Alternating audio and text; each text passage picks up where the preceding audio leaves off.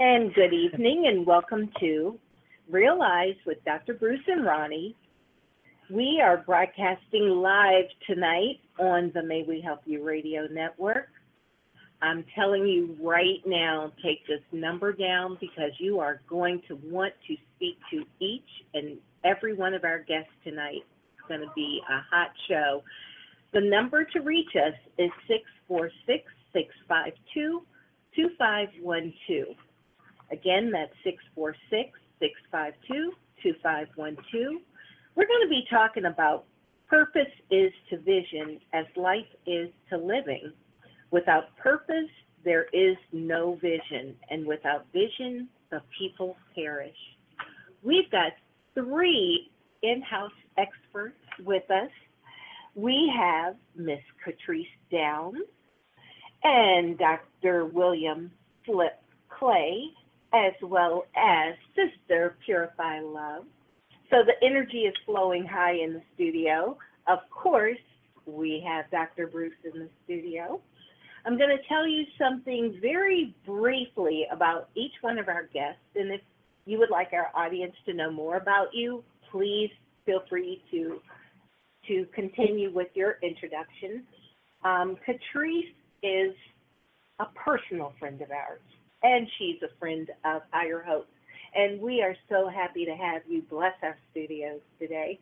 Catrice is the president and CEO of CD Professional Services, which is a virtual assistant agency, which is located virtually everywhere because she is an internet guru. I'm seeing it firsthand for myself.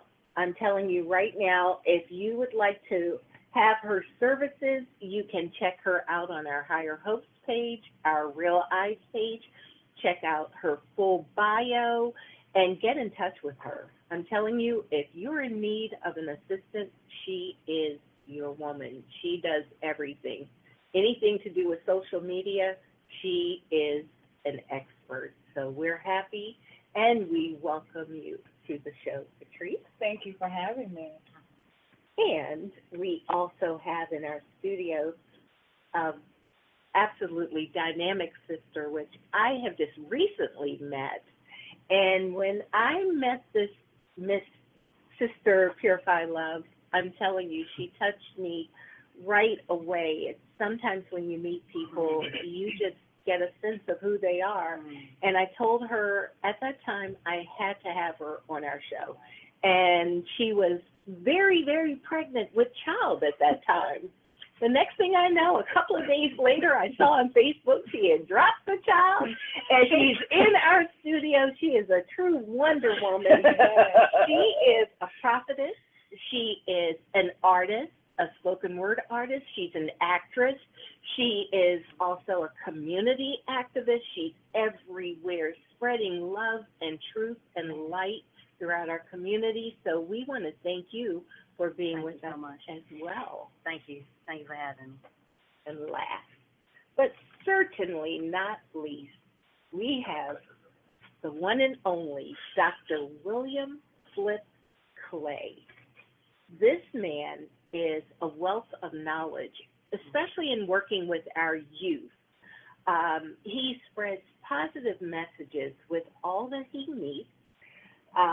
He has a private clinical practice as well as working in the school system, working with our youth. He is dynamic, energetic, creative, and a nationally acclaimed consultant, writer, and speaker. If you don't believe me, all you have to do is YouTube Dr. Flip, and there he will be. So, Dr. Flip, we want to welcome you to the show as well. Thank you. And Dr. Bruce, this is a topic that we've been really anxious to talk about. I know it's one of your favorite things, and you like to talk about purpose and vision a lot. Right. And so I'm going to let you kick off the conversation. Yeah. And again,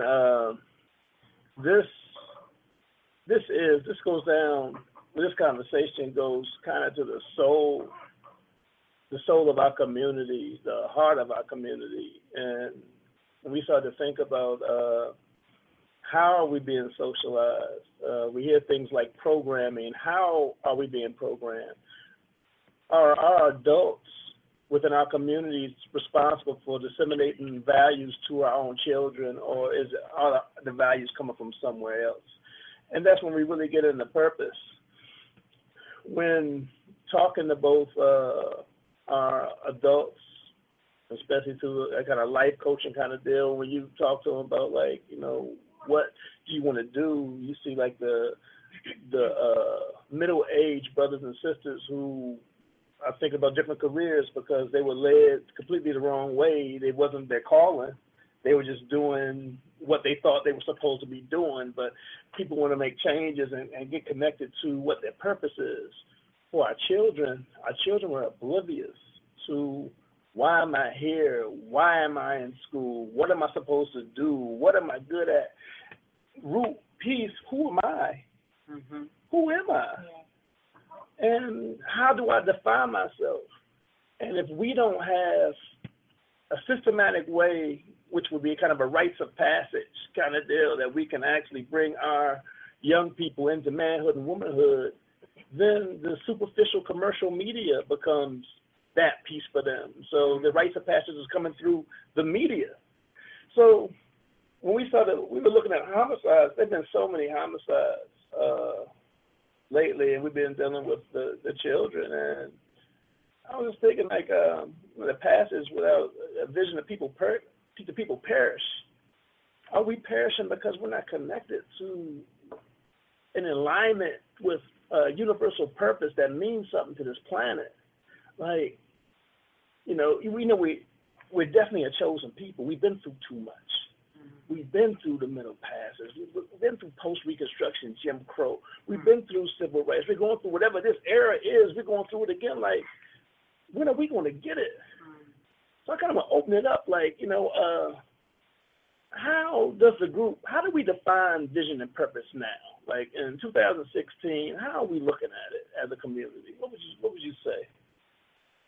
2016, I agree with you. I think that we definitely are looking at things through a lens and scope of movies, television, you know, those that are closest to us. I think that we pretty much, with our human nature, assimilate to who we're around, you know, and what it is that we see. I was, you know, disciplining my daughter, Trinity Faith, today, and, you know, I constantly have to tell her, you know, when her friends came over, stop following your friends. You know, use your own mind. You know, you can think for yourself. And I'm trying to teach her that early because I know that I assimilated to, you know, who was around me, you know, whether it be out of insecurity, whether it be out of not wanting to look, you know, like being left out or ostracized by my friends and things like that. So I think that, you know, this, you know, American system is steeped in peer pressure. You know, adult peer pressure and child peer pressure. I don't think that peer pressure ever stops.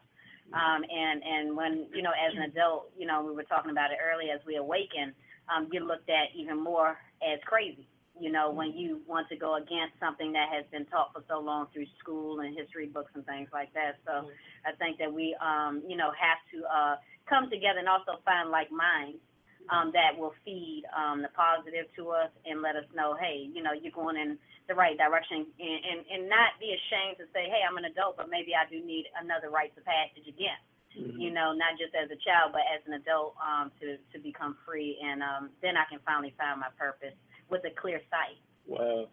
I see, too, you started with, I just even heard the name. Was it Trinity? Trinity Faith. Trinity Faith. And, well, in that understanding, like, I'm thinking about the purpose initially, and it's something to that name. And something to understand it even from the very, like, you know, why am I named that? And, like, you know, it'd be hard to think of her doing something out of alignment. It's like, that don't even make sense, because the name doesn't even, and she does line up with that name. Wow. I mean, literally, she's always the one that people say, you know, oh, she's so well-behaved, or she's so, you know, analytical. She can understand things, you know, to a capacity that, you know, normal kids her age can't. And we understand, you know, that the name is your purpose, is your destiny. So if you depending on what your name is, you know, you have to, you know, look up that meaning, you know, of that, look up your name meaning, because your name is your DNA, and that's what they teach in Africa, but, you know, hence we are, you know, disenfranchised, but we can teach people that, you know, look up, you know, etymology, you know, there's a website called etymology.com that I love to use. Etymology.com. I think that's EYTMOLOGY. Etymology.com, and you type in your name, and it'll give you all the derivatives and forms of your name and all of the meanings from the original heritage that it came from. So if it was English, if it was African, or wherever it came from, and that's going to tell you why your life seems to be lining up either in a negative or a positive direction. Wow. But even if you have a name that doesn't have a big meaning or whatever the case may be, you still can look up the base of that name, and you can always redirect your energy. You always have the power and control, I believe. Wow. So, Dr. Flip, we named my daughter Hennessy and wonder why she's an alcoholic. That's true. It's true. Words of power. Right. Words of power. Yeah. What's up with the purpose piece, man? Like, how do you interpret the idea of, like, talking to all the young people that you talk to and the parents and the community and stuff? Like, what do you see as far as purpose? They blind. They don't know. Because, again, when we look at the historical, cultural aspect, how can you know where you're going if you don't know where you came from? So we have a generation of people who don't know their true history, don't know their true heritage, who are stripped away from us. So a lot of us are walking around blind, and we don't reach the high level of consciousness. We stay on the lower level. So we get caught up in the matrix, which is the system, and it's a continuous paradigm where it just keep going and going. And some people come out of it and they get to the higher level of consciousness, and it's usually through trial and tribulation. Yeah. Wow. That's so true. Well, and especially with the young people, that sometimes when things occur in our life and we don't realize why, we don't realize why till later on in life. So that's when you find out your purpose. So like when my childhood growing up, what I went through, I never understood why I had to go through it. But in 2000, I realized that was my purpose. So I was blind until that incident occurred in 2000. And then it helped me to reflect back on when I was a child. So I think because a lot of people don't want to go back. Yeah. The childhood piece is deep. Yes. And I came up with my own diagnosis. I'm going to share because I think it ties in what we're talking about. People of color go through 3 stages, especially with young boys. It's called emotional, psychological incarceration. And it goes through 3 stages. Emotional, psychological incarceration. The first stage is emotional constipation. And that occurs from birth to the age of 14. So when children are exposed to something at a younger age, they become emotionally constipated, especially boys. And we internalize that trauma, and that emotion become constipated. Now, when you get to 14, at the age of 9, when they go into high school, if you don't address the constipation, those emotions go into incarceration. And they become emotionally incarcerated, and that trauma is stuck and it's locked. So now I go out here and do something stupid, and I become physically incarcerated. And when I'm in the prison bars, now I have to face the reality of my constipation. Come on now. So that's when I find God, Allah, or a Savior. And we're blind because we're constipated. Wow. That's a deep, I mean, it's a really deep piece. Yes, it is. Straight up. And tapping into purpose, because, like, well, one of the ways, if you kind of just looked at the inner city situations, it's almost like we're socializing our young people to prepare themselves for incarceration, for the physical part of that. And because we're not addressing the emotional constipation piece, because it's like it's a warehouse. A concentration can't deal with it. This is your norm, where you expect it's going to be. Like there's no vision or purpose for you outside of just being like, just get out of the way. We don't want to see you on the headlines, but we don't have a purpose for you. It's so bad with the summer youth employment program that many employers don't want our children for free. They're burdened. They're like, we don't want to deal with that kind of energy. We don't need to deal with it. We don't even want them for free. Wow. So, That's you know, hurtful. That's hurtful. yeah. So, Catrice, you're somebody that actually transformed your entire identity, that you kind of took like how you were feeling at the time and transformed it to the higher place. And your whole, as we talked about it, Ronnie and I talked, we was like, oh man, like Catrice, just, you know, you share bits and pieces of your journey, but just that, like, how does purpose and the vision that, or how you see yourself, how you saw yourself, how does that play into the transformation that, and I want you to explain what that is, that, you know. It's all God. It's really all, I mean, you know, I know we can, as a community, we talk about different things and we could do programs and things, but we really have to get back down to the nitty-gritty of who we serve. And that, you know, we really have to bring and incorporate God back into a lot of our programs, incorporate God into our school systems, incorporate him into after-school programs. We have taken him out of literally everything. And then we go and when something happens, then we run to him. Right. That's when we run to God, essentially. We run to him when something goes on. And so instead of that, the trials and tribulations that we go through are meant to bring us back to him. And so my journey, and you know, I've been through a lot of stuff, and I'm, like we were talking about before we got on the air, we're all writing books because there's so many things that we must share with people to help them become healed. And so the reason why we have this, you know, group of people here today is because God has given us an awesome testimony to share with others to bring forth healing. And so we really need to incorporate that back into what we do. Everything that we do must be tied into the word. And it's funny because what you all have here is scripture. Proverbs chapter 29, verse 18. I went back and I researched that thing. And when I researched it, he put everything, but I went back into research, and I researched vision, and I researched purpose, and vision is about dreams, about revelation. It's about the oracle and about having sight and incitement. And so that's what we're missing. The purpose and the visions all are just having a dream and having something to look forward to. Wow. You know? And so and that's all God. And I can't remember this word right here, but you know, and it talks about, you know, the vision and this instinct means a dream, a revelation loses its original effect due to life circumstances. Our youth are going through because of life circumstances. And so that concentration that Dr. Flip was talking about, that's part of their trial, but that's all to make for a great testimony. But they must go through in order to come out. Wow. They must go through to come out. Yeah. They must. And that's a given. Wow. They must go through. You know, and that's scripture. That is scripture. That's New Testament scripture. That's Philippians.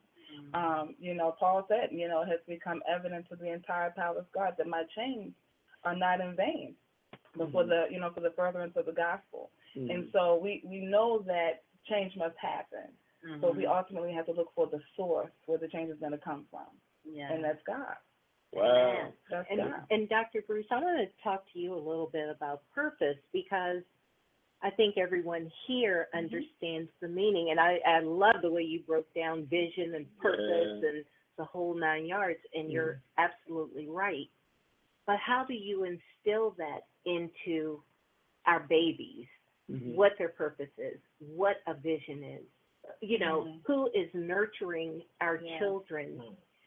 You know, it should be the parents. It may not always be, but, you know, how do you recognize a vision, or how do you achieve a purpose? How do you recognize what it is that you're on this earth to do? How do you recognize a calling and pursue it? I think personally that's been one of my biggest endeavors when I started to really think about life and what it means. Because initially, I thought more success was how much money you could make, the kind of status that you could rise to, you know. And I was like, wow, like, no, like, really, it's about so much more. What is my calling? What am I supposed to do? And it changes everything. And actually, talking to seniors, I talked to over probably 400 seniors just about life. And gave me an opportunity to, when listening to them, when they talked about what they would do differently because they were miseducated, as Carter G. Woodson tried to explain to all of us, like, this is a miseducation system. So we're being trained in things that aren't useful to our community, and it's not working for us. So, as you said, like, how do we help our young people identify their God-given potential? That should be essential in their school. Like, we allow the schools to dictate to us what our children are supposed to learn. Like, they're not just a member of the community. They become their own entity that instructs us on, you know, what they're gonna do. And we should say what we want our children to learn. Other communities do. If you pay for education, they're definitely very, as you know, they control the curriculum. So now I think the curriculum is off. I think the socialization process is off. I think that integration never happened. It was assimilation, and everybody who could make it, pretty much, not everyone, but for the most part, the most successful in the African American community, the most successful people left. They left, and now we're looking back at who we left and judging them for who they are. And without any understanding of, like, you know, well, how do you make sense out of it?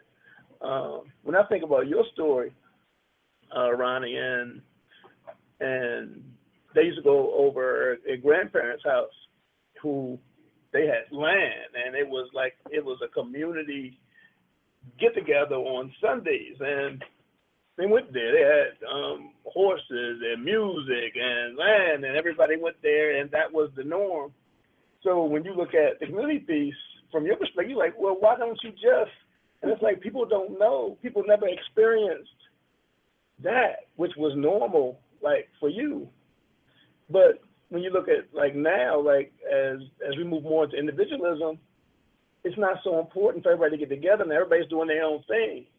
We haven't had a family reunion in years. When my grandmother was alive, every year we was down, you know, and cooking and eating. My mother had like 6 brothers and 7 sisters, and they cooked, and the brothers, like, they had the big grill, and they, you know, it was a big deal, but it was normal. Now cousins don't have time. There's a bunch of cousins, like our generation, don't have time for all that. Like, you know, we want to, we get together, we're motivated in the moment, then it just falls apart. Yeah. So, well, then, you know, then we're talking about the end of this topic, which is the people will perish. Like, is that what we're seeing in our communities? I mean, we're seeing so many young people, I mean, babies, in their 20s, in their teens, who are being just killed every day. You cannot turn on the news without hearing about young children being shot. I think, and I'm going to throw this around to the group too, and that's true, the physical homicide, but I think there's so many homicides that happen before the physical homicide. There's a spiritual homicide, there's emotional homicide, there's an attachment homicide, there's a how I feel about myself. And it's like so many deaths happen before the physical one. And it's like, you know, we're being sedated with cable, carry-out drugs, and sex. I say it all the time. It's cable, carry-out drugs, and sex. And that, like, you know, wow, that's real deep. And that's all we get. Like, people are full. It's going to kill them, though. I mean, it's going, you know, because it's grease. You're ingesting grease, it fills you up, but, you know, you love that mumbo sauce with the wings and fries, you know, but which is not real food. Over time, it turns to dialysis machines and insulin. Everybody has diabetes, and their kidneys are going and stuff, and it was. And make sure to put it in our neighborhood. Oh man, it's one neighborhood. Yeah. Like a church, dialysis. So if you go out to Alexandria, Virginia, you're gonna see a Chinese restaurant here and there. You know, maybe a few blocks away from each other, you know. in D.C. it's like one on every corner. It's like a liquor store. It's like one on every corner because they know, they're pumping, those chemicals. Just like you said, it's psychological warfare going on. Yeah. And the chemicals in the food are causing the kids to react in certain ways. Mm-hmm. You're giving your kids McDonald's, you're giving your kids every day. I just got to pick up something quick. It's $1, whatever. Mm-hmm. You're doing that, but you're sacrificing their soul right. to the doctors, literally, because now your little girl growing up, she got breasts at 4, 5, 6 year old, 6 years old, and you're wondering what's going on. Now you got another problem on your hands, and now she's getting in touch with stuff that she doesn't know what's going on, and it's also opening her up to the susceptibility of molestation and things like that more, because you had the pedophiles that y'all done got me started. You had the pedophiles. It's like a cycle. It's like it's like a domino effect. Like one thing affects another, and it like you said, over time it destroys and it comes to an end. So that end may be jail, that end may be suicide, that end may be rape or molestation or whatever the case may be. Now you have an altered mindset, or you have a person with multiple personal personality disorder, MPD, or bipolar or whatever the case may be, and you have to try to work on something. It's like a compounding problem. It's like you go in the doctor to get a checkup, and next thing you know, you got something in your colon. You know what I'm saying? And you're trying to, now the doctor got to go in, get the scope, and figure out where the root of the problem is. And it's hard nowadays to find the root because there's so many things that the parents are allowing. Like you said, what's coming in through their eyes, what's coming in through their ears, who they're hanging out with, what they eating, the chemicals that's being pumped in the air by the plant. It's so many compounding issues that you really have to. Counseling is needed nowadays. Mentorship is needed nowadays. Spiritual practice is needed nowadays, whatever that is for that person.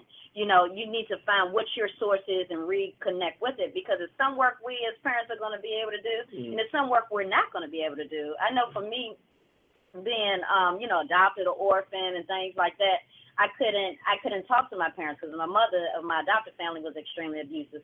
So I always had mother figures, aunt figures, male figures too, big brothers. Like that's who he reminds me of. Like that's my big brother. Bruce is like a big brother to me. But the universe will connect you, with those people. I think that like you said, in the community, we need to reach back.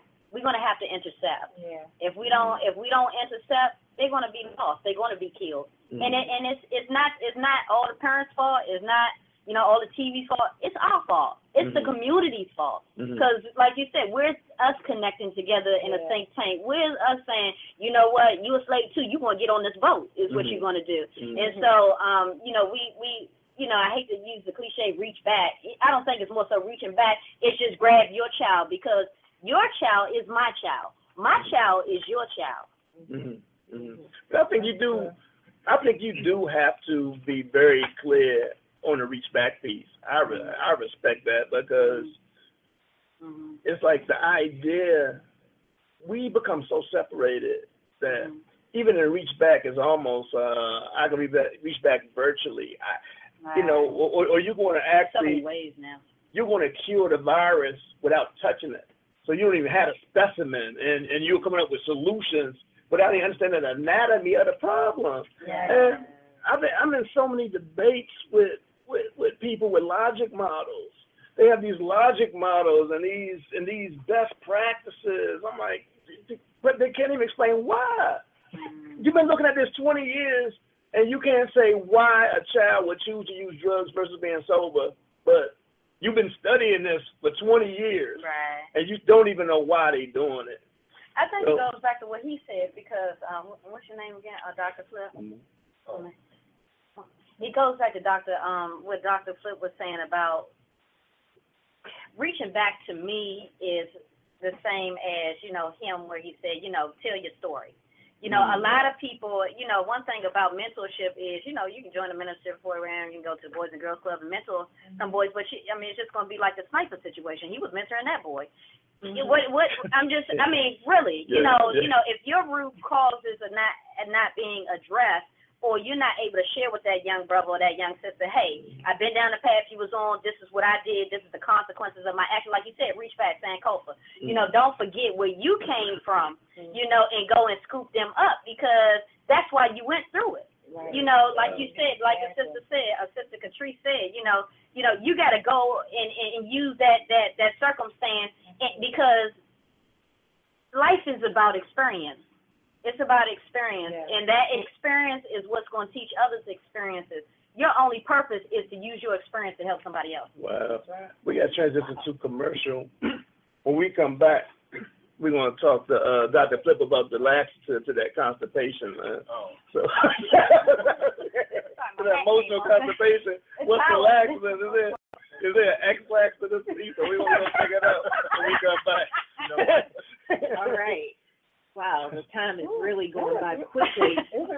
Today's sponsor is Audible.com, a leading provider of spoken audio entertainment and information. Listen to audio books whenever and wherever you want. Get a free book when you sign up for a 30-day free trial at www.audiotrial.com/MWHYLLC. Stay tuned. We're coming back with Sister Catrice, Dr. Flip, and Sister Purify Love right after this short break. Stay tuned. Benita's Tasty Tips number 2. Dispel the myth. Red wines at room temperature. I keep my house at 74 degrees. That makes for a pretty warm beverage. Adopt the rule of 20. If the wine has been out, put it in the refrigerator for 20 minutes. If it's been in the fridge, take it out for 20 minutes. And it's perfectly enjoyable. Visit me at thevinewineclub.com for your best choice in wines. Did you know that 1 in 4 people in America live with a mental illness? Do you have the communication skills to help out if one is in a crisis? What if it's your best friend? Maybe your son or daughter? While crisis intervention isn't new, the book Crisis Intervention 101 is. It's easy to read, includes links to 2 videos, and it's under $10. Get your copy of Crisis Intervention 101 today on Amazon.com, because we all need help in a crisis.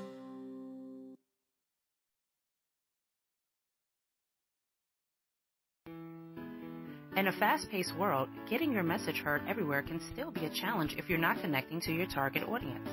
Allow MWHY Radio to assist you in getting your message heard on social media, video, digital magazines, on apps, and on our broadcast network.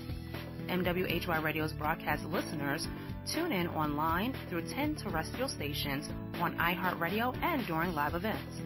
Visit our Fiverr page for special offers throughout the summer to assist you in jump-starting your advertising needs. That's www.fiverr.com/MWHY Radio. FIVER.com/MWHY Radio. All right. Welcome back to Realize with Dr. Bruce and Ronnie on the May We Help You Radio Network. You can call in and speak to any of our guests. Tonight we have Sister Catrice, Dr. Flip, and Sister Purify Love.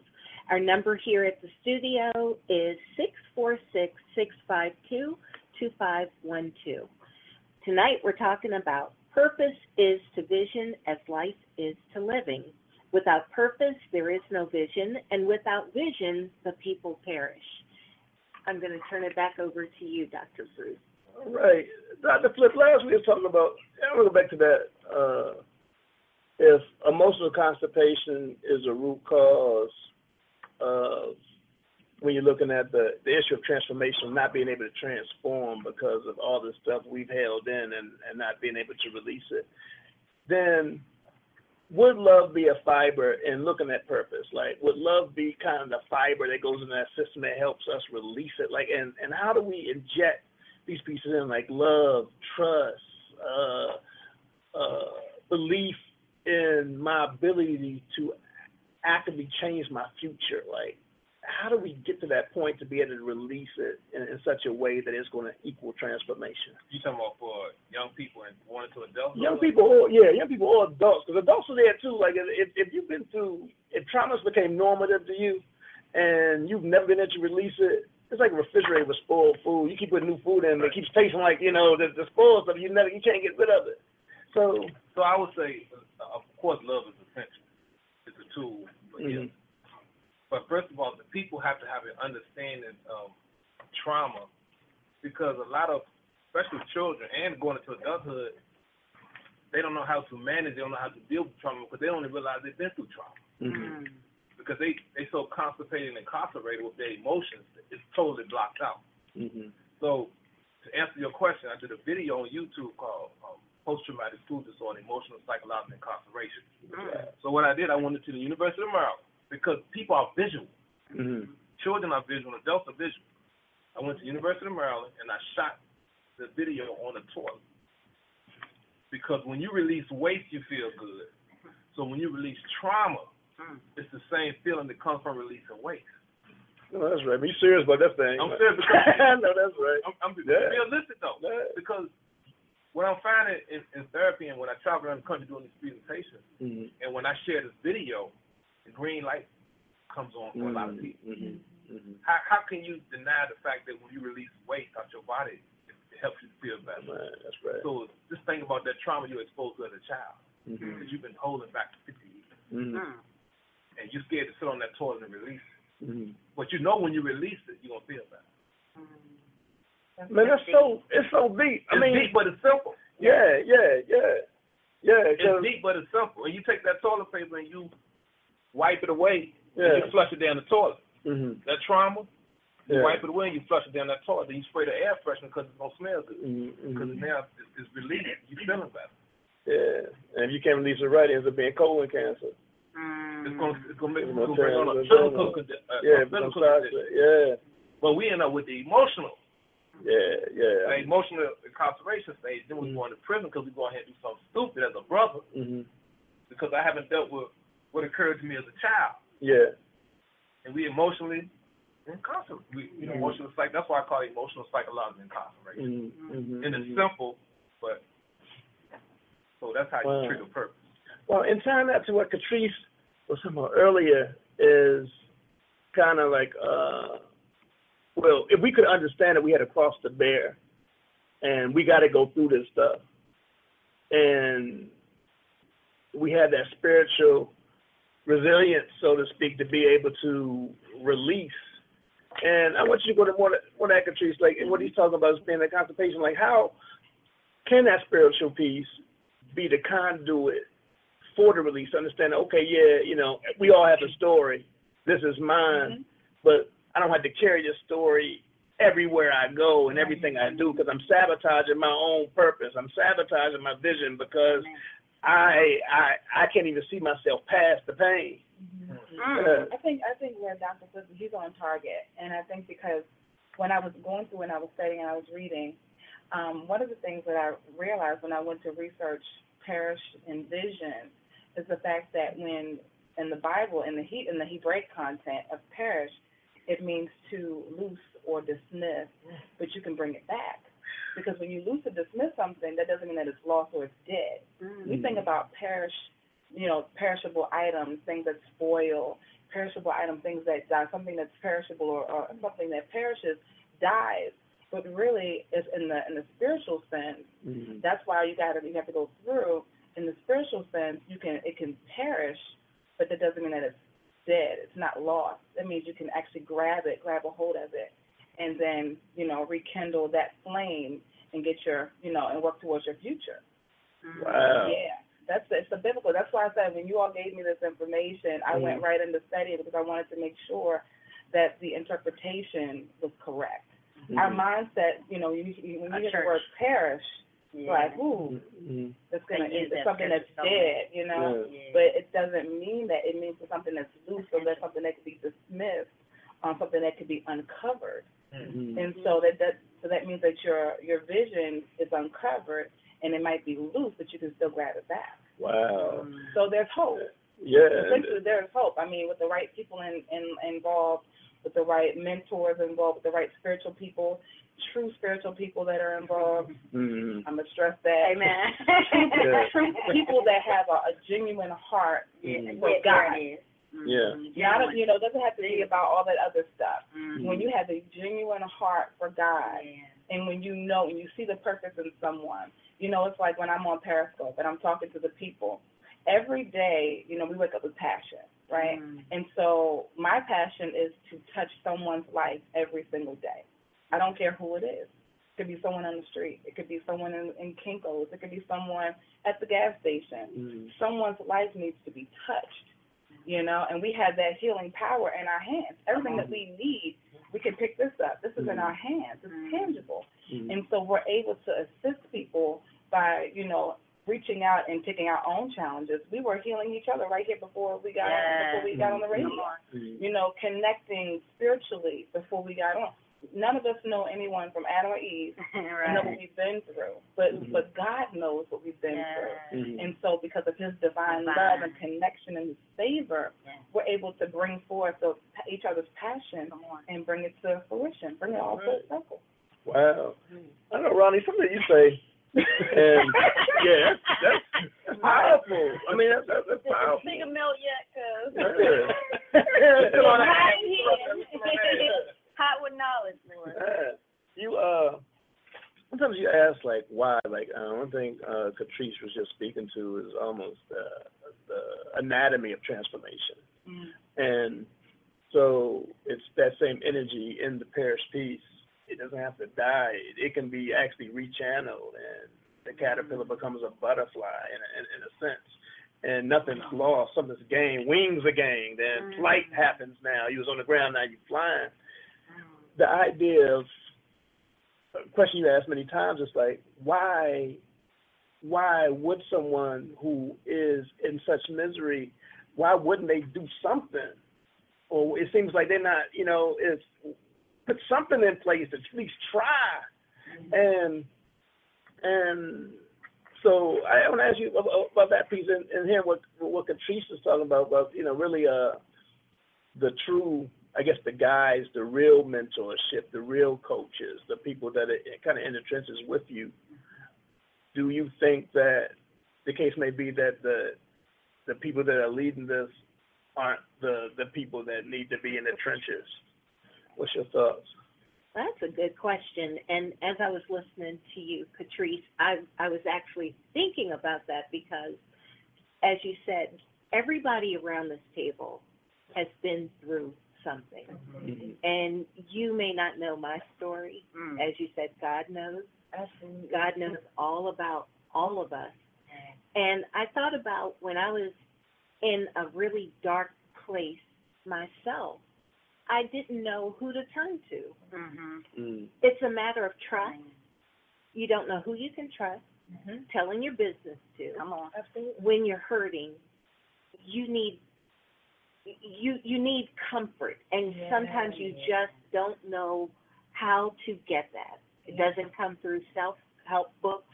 It doesn't come from Dr. Phil, Oprah, any of these people on TV. And I think there is a spiritual side when you have to really dig down deep and you know that you need help. And when you don't know what to do, you've got to reach down and you've got to pull that higher power out of you. You guys are all out in the field. Everybody here is doing beautiful work. But not everybody who really needs you knows how to get in touch with you or someone like you per se. And they feel like the battle is theirs and that they're alone. So I really appreciated what you said about touching someone every day. And that's what it takes. A lady yesterday when I was out shopping paid me a compliment on what I was wearing. And I thought in that moment, that was so nice of her. She could have just passed right by me. And I know the way it made me feel. And I said, I should be doing that every day. I should say something nice to somebody because that made me feel good in a moment. So I thought, wow, that was an easy thing to do. And I think that's what it takes. I think when you don't know what to do, you do have to just figure out, a way within yourself that you've got to seek people who are like you. I think you do get a feel for who is like you, who has like energy, who you can trust. Yeah. And even though we didn't know each other just a few short weeks ago, Sister Purify Love and myself, we just started talking at this event as if we had known each other for years. You know, so there are people like that, and you get a feel for that. So it's hard. It's really hard. So I don't want to sound like I'm critical and people, you know, like pull yourself up by your bootstraps. I know I come off like that a lot, but that's sort of the way I speak. Right. You know, but I do feel like you've got to do something. You can't just wallow in your despair. I think you've got to do something. You've got to make a change. If what you've been doing hasn't been working, you've got to make a change. I like that piece. Tiffany becomes Purify Love. Another piece, and you could just look at it. Tiffany becomes Purify Love. Like, some people might not understand, but you know, really. But to me, it speaks transformation. Again, like there's something happened. Something happened, and I felt that. You see what I felt that. Right. So, what you're saying is key, and also what you're saying, that's why y'all pair well together. But one thing I can say is that, just like you said, you know, in the past with me, you know, I dealt with depression for a long time. You know, PTSD, depression, severe depression, you name it, and all these different things, going through the trauma trying to process the trauma. And even as I look back at it, like you said, you know, Dr. Flip was talking about not being afraid to sit there and go through that, write it out in a journal, and really revisit those things again.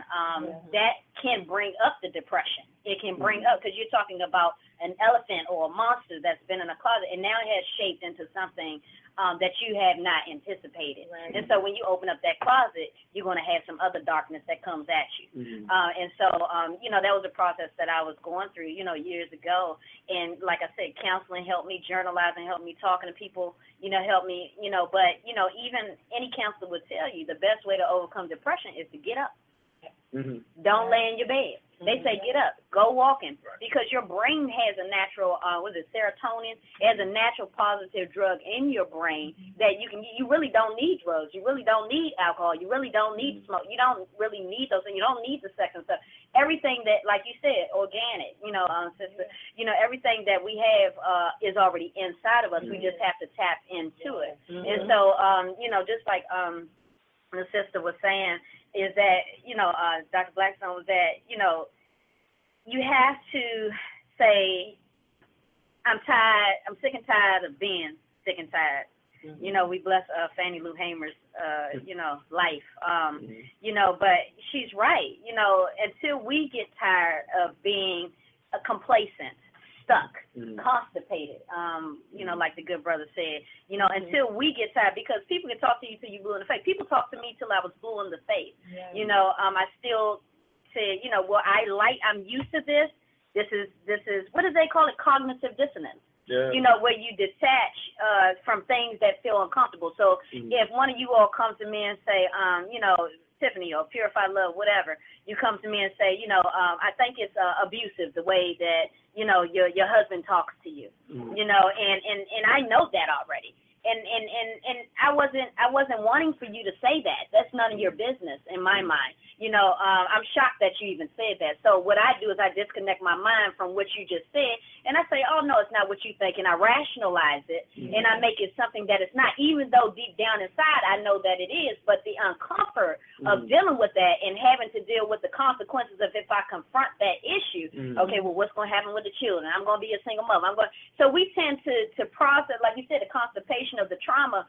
We will process the negative before the positive even gets a chance to unfold. So we become that caterpillar stuck in that cocoon, you know, trying to beg somebody to poke a hole in there and pull us out. But we have to pull, you know, ourselves out. And so I think, like what you were saying, sister, you know, with purpose, you know, and you asked the question, how it was you. How can a person find out what their purpose is? You have to present them with new things. Mm-hmm. You know, one thing with my husband, when I met my husband, and we have an open ministry, but when I met my husband, I knew from the first day I met him that he wasn't doing what he was called to do. I could see that he had been directing on a daycare for 17, 18 years for his parents to keep the legacy and the message going. You know, and I asked him one question. This was before I knew he was going to be my husband. I said, what is it that you want to do? Mm-hmm. He said, I had never been asked that question. In 17 years, well, he was 38. In 38 years, no one ever asked him, what is it that you want to do? I said, your parents didn't ask you what you wanted to do? They just put that on you, or how did that work out? Well, I'm a family man, I'm a this and that, cognitive dissonance. Mm-hmm. Some of that is true, but how much of it is true when you stay in it for that long? Mm-hmm. And when I come in and I see you, you're happy, but it's a persona of happiness. Mm-hmm. And so, you know, I say, well, what are some things you like to do? And you say, well, I haven't been able to try much. I've been in school, you know, I've been trying to get my master's and, you know, all these things. So I didn't even have time to date, you know, and he, you know, I praise God that he was a 38-year-old virgin when I met him. Amen. So he was always constantly busy with taking care of the family, school, and trying to advance. And so I said, you know, what I want to do is I just want to take you out different places. Let's try some different things. You ever been to a different restaurant? You ever been to a high-end restaurant? No, I haven't. When's the last time you went to the park? Probably 10 years. You know, and so I started taking him out. Now, as I took him out and I got to talk with him, then I realized he was cooking. Mm. Now I said, so what you need to do is, I know that you invested 17 years into this. I know that they want to pass this thing down to you. Mm-hmm. But what you need to do is, does that make you happy? I will support you in whatever you do. But would you be truly happy and rest knowing that you did all that you came here to do? And he said, no. And I said, well, then how about this?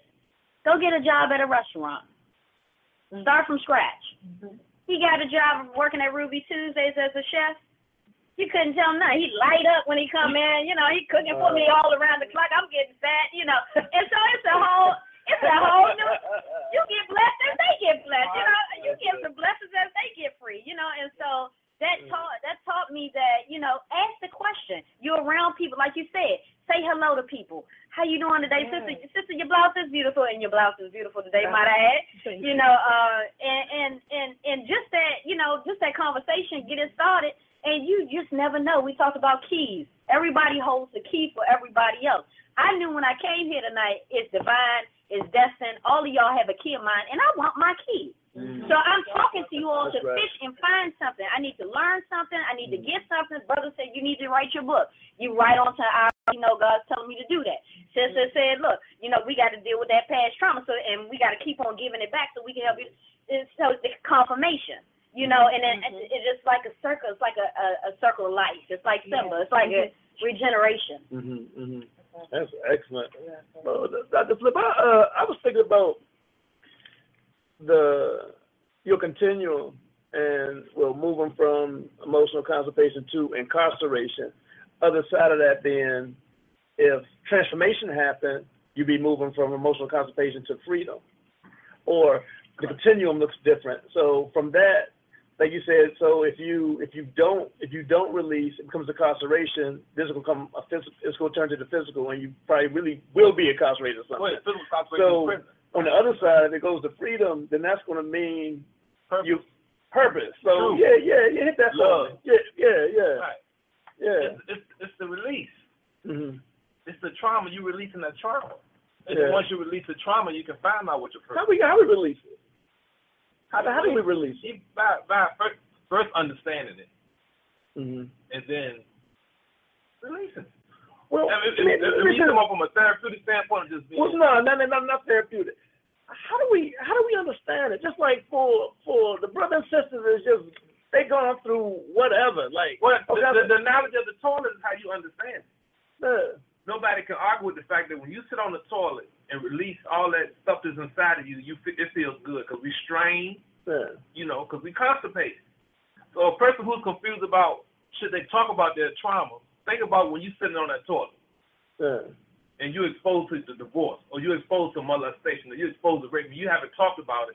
But now you realize if I sit down and release it, how much more freedom that I will have to to walk into my But that purpose. takes time. It does, yeah. It does. And it's a different amount of time for everybody. You know, in everybody's time, they find a voice.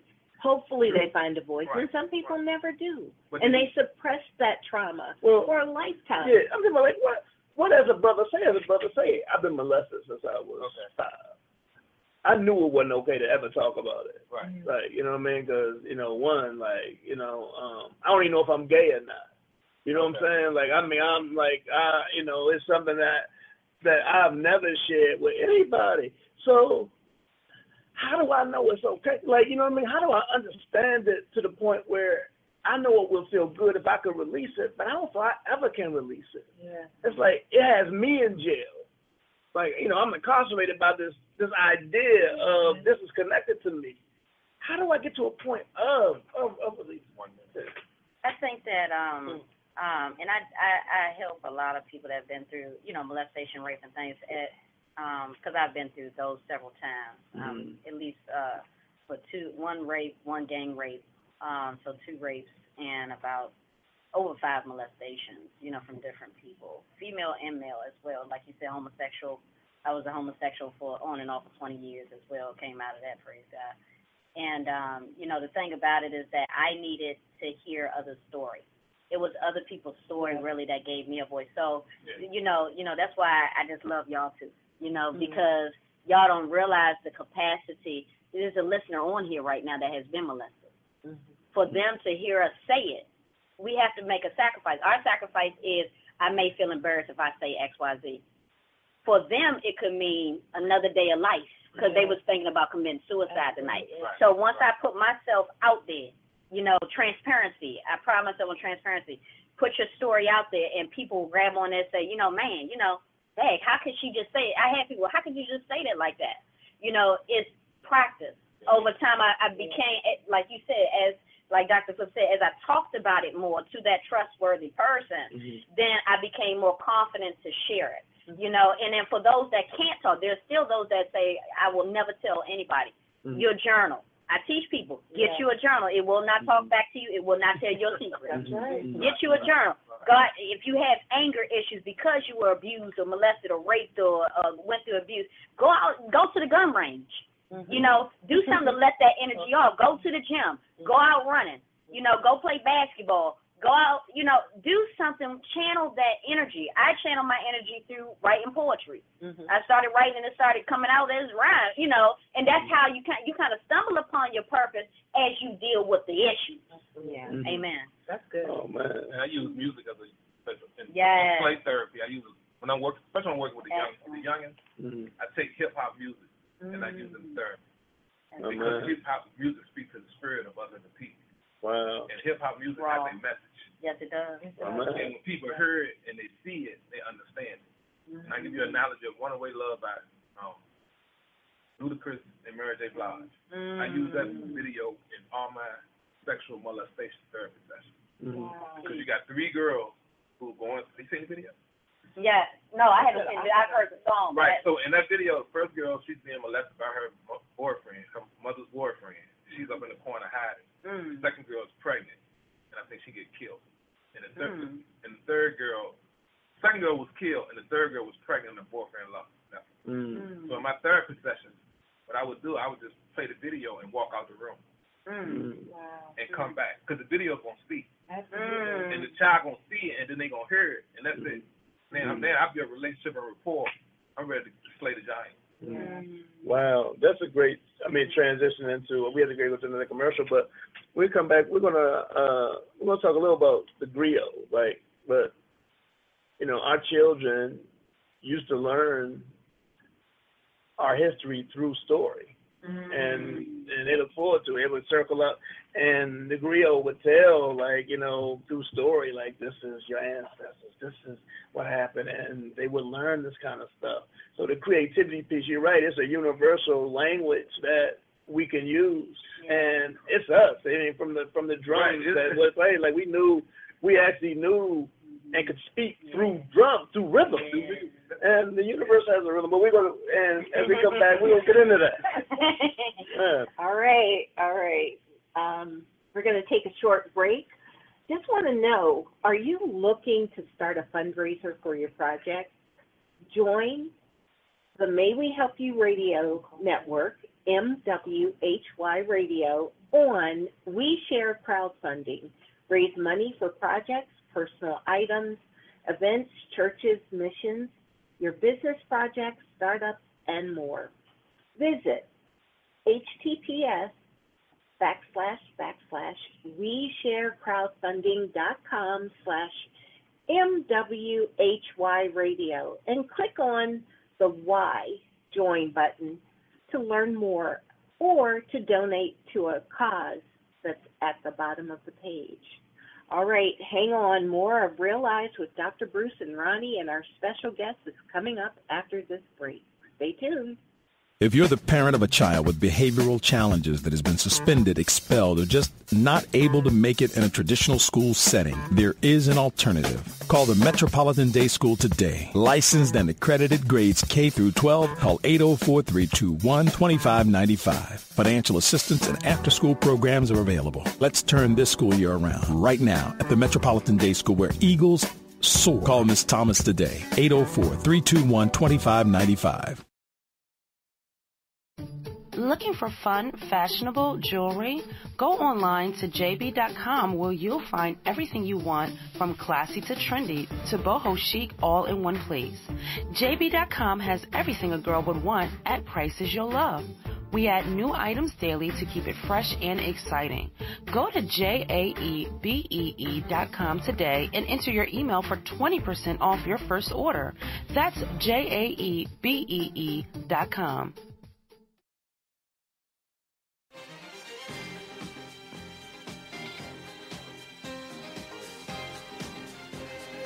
Hey ladies, we got something for you. The Vine Wine Club presents Ladies Let's Wine. Join us on March 18th when our special guest is Miss Gwen Hurt of Shoe Crazy Wines. The topic is changing the game. Walk away from your job and into your dream. Register today at www.thevinewineclub.com. $25 gets you dinner, wine tasting, and wonderful conversation. The location is the Shops at the Renaissance, 101 West Broad Street. Register today. See you there.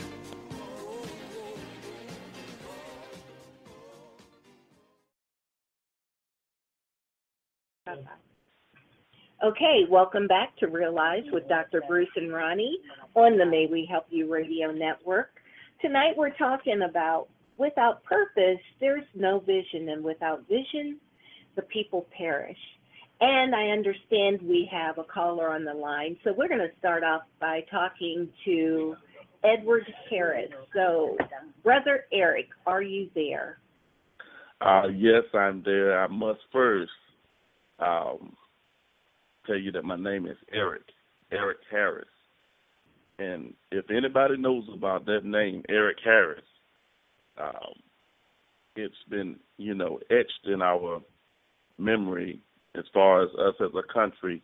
One white college student, Columbine, it was Eric Harris, okay? And then the other Eric Harris was a young man that was gunned down by the police. And so my name is Eric Harris with a C, and I'm from Norfolk, Virginia. I'm a wounded warrior, was in the military for 23 years, and also pastor of Will Baptist Church based here in Norfolk, Virginia, and also the founder and facilitator of the support group, The Night Shift. And so I have been listening to this program, and I've truly been blessed by the program, and God is so good because I know he doesn't make any mistakes, because a lot of the things that you all have been sharing is things that we, share within our support group, The Night Shift. And dealing with the night shift, we deal with, with people, including myself, that have been through various abuses and have went through some things as far as childhood and coming up. and we have to learn how to overcome the abuses, by teamwork within the facilitation of the group. We operate off of the 12 steps of biblical recovery. If anybody know anything about that, usually they use that for NA and AA. And so listening to your broadcast, what caught my attention, I don't want to get too far off of what you all were talking about, but I heard the young man was talking about, some things that he had went through in his childhood with molestation, and I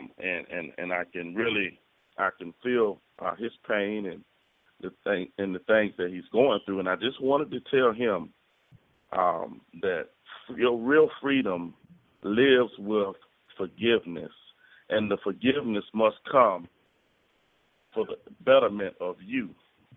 To forgive, you have to forgive the perpetrator for yourself, so that they can never have that much control over your life again, because while they're living their life, and if they ended up getting incarcerated, some of them don't, you are the ones that's really incarcerated in your mind because of the memories that has been forever put in you.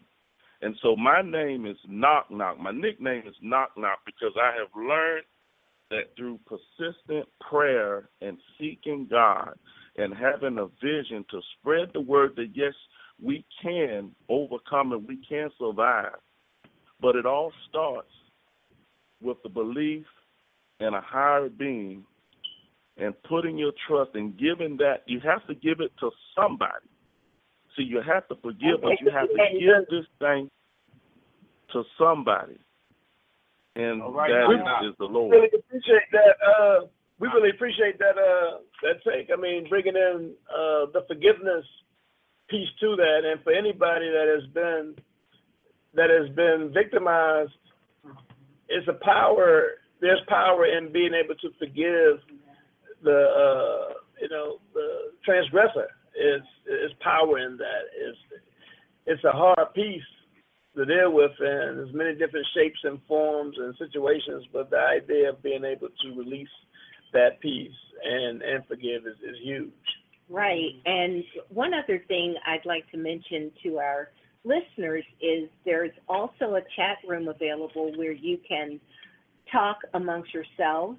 And one of the comments that came out of the chat room was from Reverend Dr. Gail Fisher Stewart, who has been a great supporter of Realize with Dr. Bruce and Ronnie. And her comment was, out of your misery comes your ministry. Mm-hmm. Amen. That's a big amen. That is a big amen. That's a big amen. Most definitely. That's a big amen. May I sound on that? Yeah. Well, I was going to say that. I went through personally a rough patch, from the last couple of years, and shut down completely. Like the sister was like Purified Love was talking about depression. I struggled from depression since the age of 17. Went through that whole bit, going back and forth to the doctor's therapist, you name it, and it really became very strong and prevalent about a topic that we're going to talk about on another edition, because we're definitely coming back. But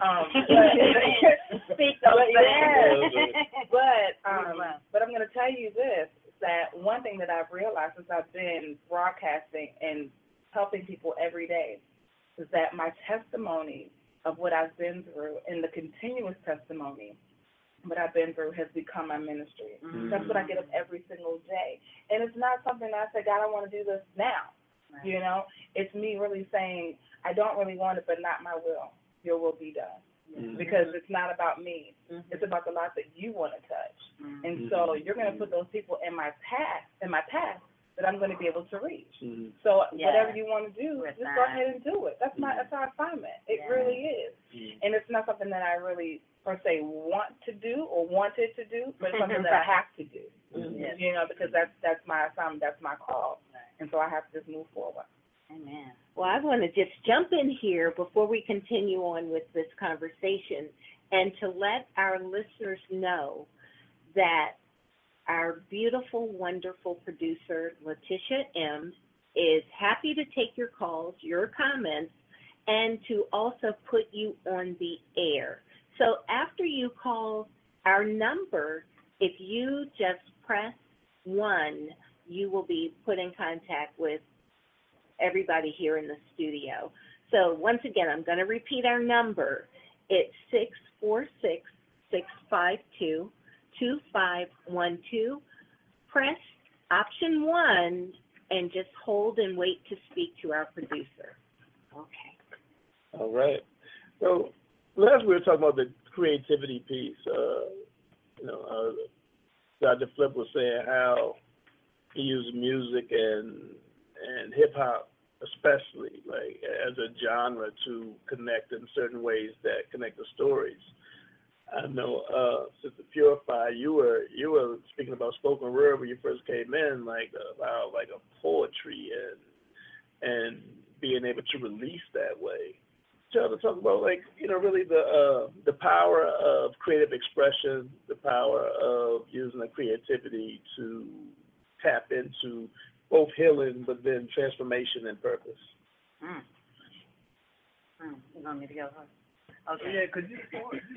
That's right. Amen.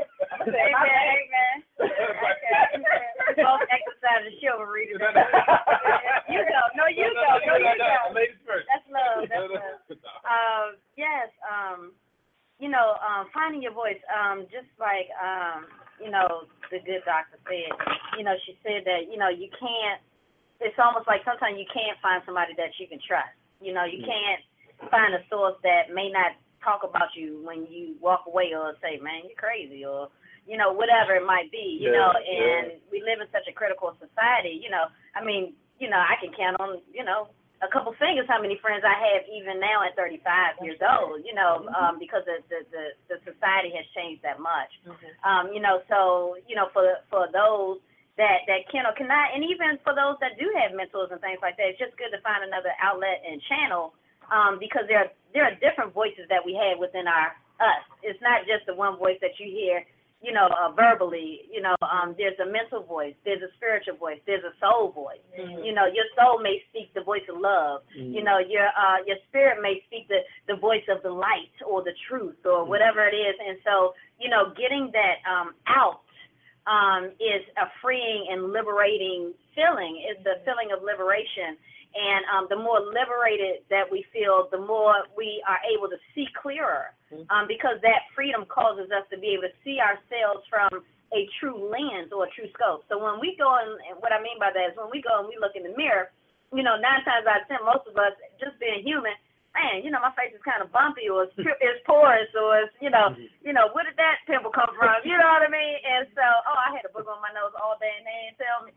And so we're always looking at the negative of what we see in the mirror because we've been programmed, but the more that we find, like you said, creative solutions, like I came into I'm in the studio right now just to give you all a picture. I keep looking at this wall. They have a big mural on the wall, and it has 3 different sections on it of just the most creative artwork I probably ever see in my life. You would think it was from another country. In the middle it's like, a man with he has the Star of David on him, and he half of his face has the dreadlocks, but the other half is a lion's face, and it matches so perfectly. And so it makes me, even looking at the art, it's making me think, like, man, I am half woman, I am half amazing. I am a lion and as tameable as a lamb as well. I am the light of the sun. And so all these things is just looking at it is making me feel better about myself. And so art is such an essential part of not only our history, our heritage, and where we come from, wherever you come from, there's always some type of base. Like you said, the drums, can speak a language, music can speak a language, hip-hop can speak a language. I know for me, the Most High, he would send me movies. I remember the first time I went to see Antoine Fisher, and I tell this story a lot. I sat down and saw Antoine Fisher. I thought that I knew what it was going to be about. I've always liked documentaries or things that are based on a true story. Well, little did I know I was going to watch my life on the screen. And I could not even get past the first 15 minutes of that movie. And my friend had to come out, and I just so happened to be there with my sister, a prayer warrior of mine back then. And I was probably roughly about 19, 20, 22 something. And, you know, she came out to get me, and I was crying in the bathroom of the movie. And, you know, she was like, what's going on? I said, that was a bit much for me. That was too much for me. You know, she was like, well, talk it out. What are you feeling? Because that's the moment. When in that moment, that is your time where you can make that dump to the toilet, right? And it's going to change your life for the rest of your life. If y'all came in on the back end, there was an analogy that was used with taking a dump in a toilet. I know that sounds weird. So, but there was an analogy of wasting your trauma. Your trauma is like waste. You know, it's equivalent to when you go to the bathroom, your body has waste, it produces waste, and it needs to get out. You feel better about it. You feel lighter. You feel more energized, and you're excited about it. You know, and so that's how this trauma is. It gets constipated. You know, the doctor said that it gets constipated, and it turns into incarceration of the mind and of the spirit, and eventually the physical flesh. And so anyway, I was constipated. You know, and I was in the bathroom, ironically. I was in the bathroom trying to get this stuff out. And I told her, I said, you know, I was just crying profusely. And I said, you know, it just reminded me of my abuse from my adoptive mother. You know, I remember her beating on me. I remember that BITCH was my name. I remember her saying, you know, you cut up, I'm sending you back to the adoption agency. So I had all of these labels, and I could never be what she wanted me to be. And so, you know, that movie activated a healing in me, and it made me have to confront something that I never really didn't want to confront, you know. And so that art, whoever made that movie, little did he know that was going to affect millions of people. Now I use that for people that I, you know, mentor or minister to. You know, in certain movies I like to use movies. So I use Anton Fisher. I use Butterfly Effect. Because Butterfly Effect with Ashton Kutcher, and basically, you know, he has these reoccurring thoughts that keep coming back to his mind from the past, you know, and that's what happens with trauma. When I was a child, you know, I didn't realize that I was molested until the thoughts came rushing back 20 years later, you know, and so what you going to do then when it sneaks up on you? And so you got to have those outlets. You got to have you a backup plan. Just like just the end times, and some of you all are preppers and things like that. Have a book bag for if another building get hit. Y'all need to have a preparation for things that may come up. You might be sitting around the dinner table at Christmas, and then all of a sudden, mom's talking about you really wasn't my son. You came from somebody else. And so, what are you going to do? You know what I'm talking about? What are you going to do when that thing sneaks up on you? It's better to try to confront it as quickly as possible using the mediums, using the hip-hop like you use, or using other outlets, you know, singing, dancing, writing, painting, you know, whatever you want to do, skateboarding, whatever you want to do. You know, it's nothing that is, the world of art is limitless, and you can't be judged by it or for it.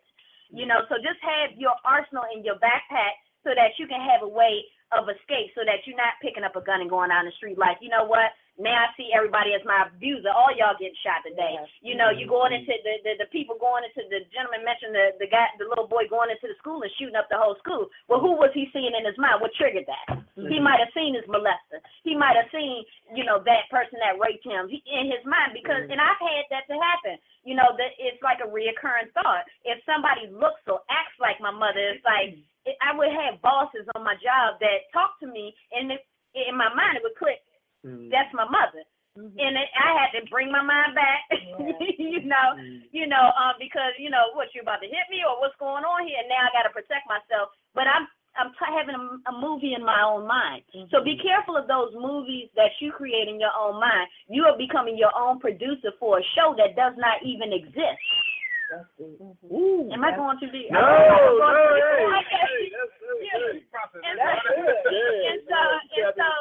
And so that's where it's funny you say that. It's like, you know, black men will meet a lot of black women. They say, you know, I think think I'm going to have to go to white women because black women are so hard to deal with. It's not that we're hard to deal with. It's that we need somebody compassionate enough to understand that we have been through a lot of, I don't know if you can curse on here, but a lot of SHIT, and I'm going to call it that because that's what it is. It's SHIT, it's CRAP, it's, all of those things.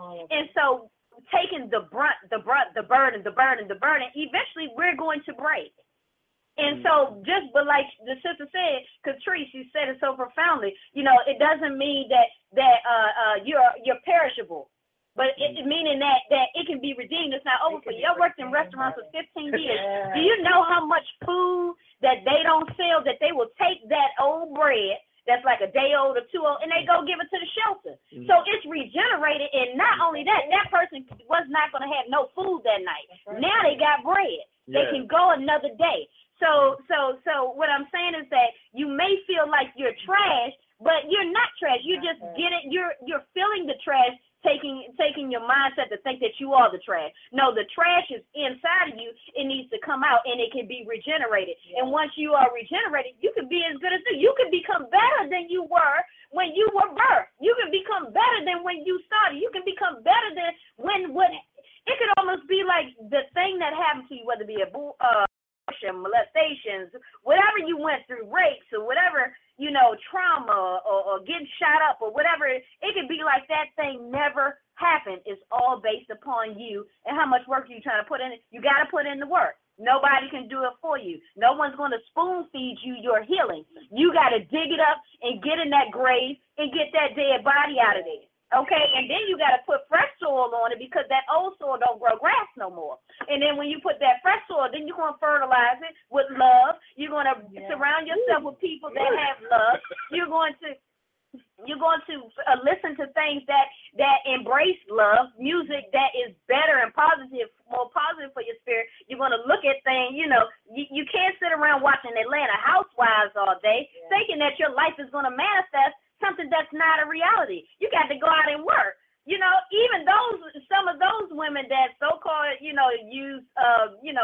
went off after basketball players or whatever the case may be, they probably went through 10 men. They did some work to get to where they're at. Okay, they had to go out and do some research to figure out which ones had the most money. Then they went and they Googled and they stalked them, And so there is a process to anything that you want to become and what you want to have.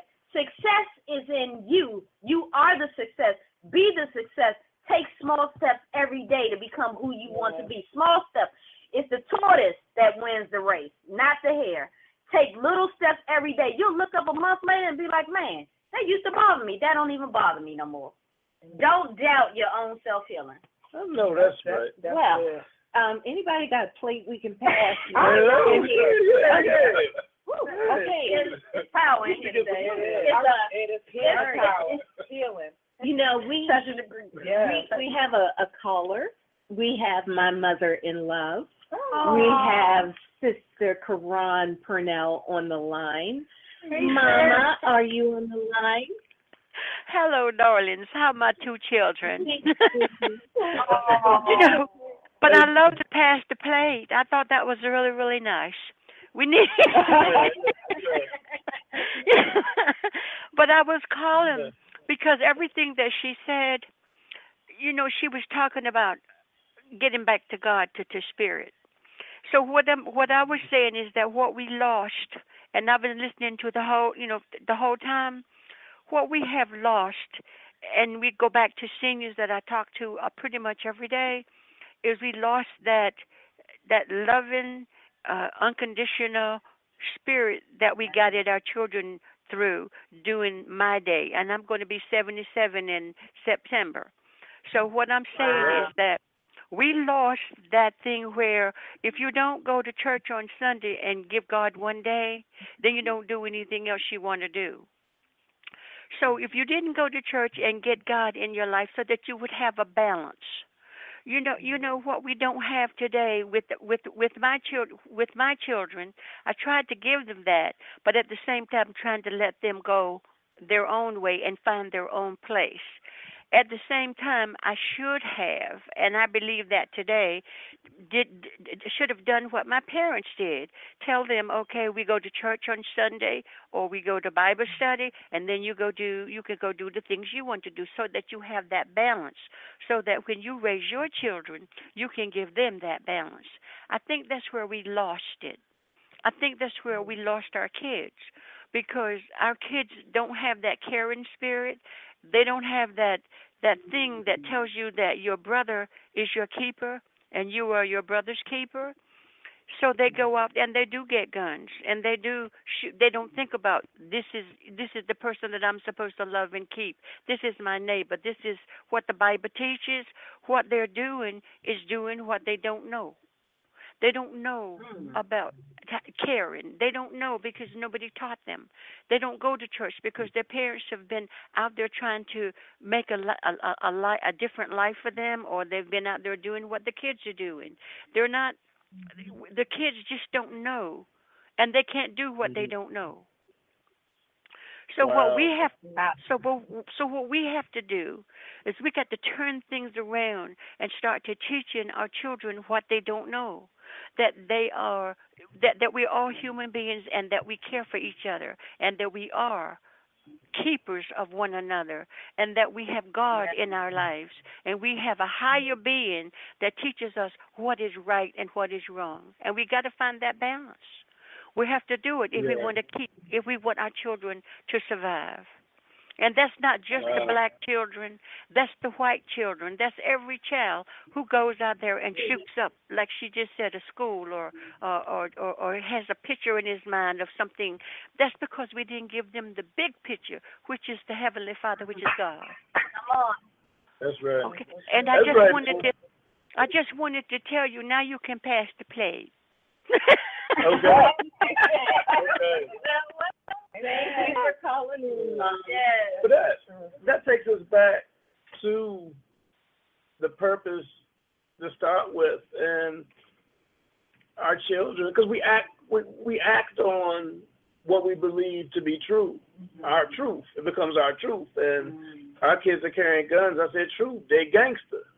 They keeping it gangster, and that's like the positive. That's what it is. They being reinforced for that. Like, and the harder they go, or the more violent they are, the more they're positively reinforced within their circles as being like, yeah, I go hard. Right. That's a masculine piece. Yes, Like, and I think what you're saying is true. I have a fellow minister, brother in the ministry, and he was raised on the streets of D.C. He went from Baltimore to D.C. and he just went to a men's service a few weeks ago. And one thing that he said was profound, that when he was out there hanging out on the street, his mother, made sure that they went to church. They made sure that they studied the word, even though the mother wasn't doing everything 100%. Mom was still had an impact of putting God in the forefront of his life. And so now, because that's what the Bible tells us, that when they get older, they will not depart from it. It's always like a full circle. You go back to it. You go back to it. And so even when you're young and you're going through, that's just for a making of a testimony. You come right back full circle to that. But we definitely need more children that are not just in church, but read and study the Bible. And read and study the word. That's how Jews raise their children.